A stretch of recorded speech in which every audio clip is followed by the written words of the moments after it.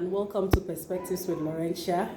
I'm a member of ICGC Zoe Temple, and it's our 40 Days of Power. And today I have my head pastor here, Reverend Kojo and Asare. And today's sermon, he touched on the story of Jacob and Esau. And he highlighted on the need for us to have a Jacob mentality.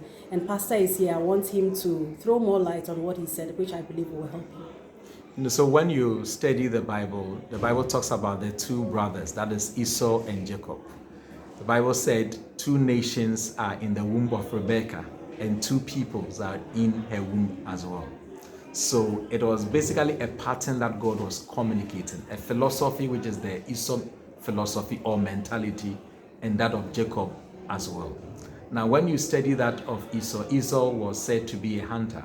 So Esau really used brute strength. He will go out and hunt animals, will chase one animal at a time, and whenever he is able to catch a game, he kills it. So nothing really grows in the hand of Esau. But in the case of Jacob, he is a tent maker and dwells in tents. So basically he was using his intelligence, he was using technology. The Bible described him as somebody who grew everything that came to his way. So when the father needed to eat a game to bless them with a blessing of the birthright, apparently it was Jacob who was available, although originally the blessing was supposed to be for Esau.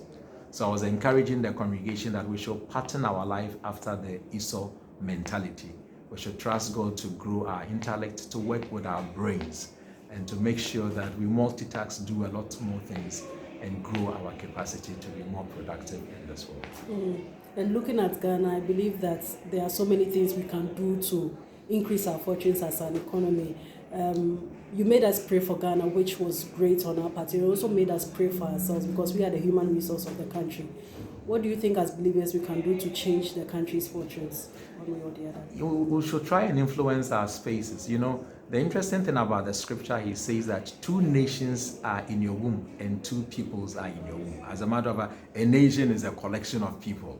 So once the people get their ideology and they become more productive, by and large, it will influence the nation. If you are not in a position of authority, you might be able to do little. However, every nation's leadership is a reflection of the image of the nation, because we are the people who will aspire to be parliamentarians, to be presidents, to be ministers, and all of that. So if we don't have a general productive culture that will bring us to a certain level that will expand our capacity and also grow our economy, at the end of the day, we will struggle. I cited Singapore. Singapore and Ghana got independence the same day. Singapore is a very small nation. You can literally drive around within an hour.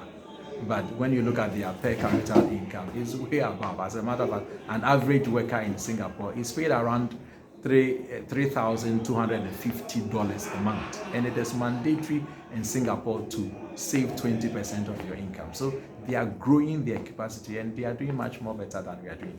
They didn't have our kind of natural resources. They don't have gold, they don't have diamond, they don't have crude, they don't have timber, they don't have bauxite and all of that. We have all of this, but because we are not working with the Jacob mentality, which we need to refine what the raw materials are, but we just export it that way and we just pay a lot more, probably 10 or 100 times what we have exported. So we export our gold, go to Dubai, go buy jewelry. We export our timber, go to China, import furniture, and all of them. I think it's all about mentality and it's something that must stop. Indeed. Thank you very much, Pastor. I'm grateful.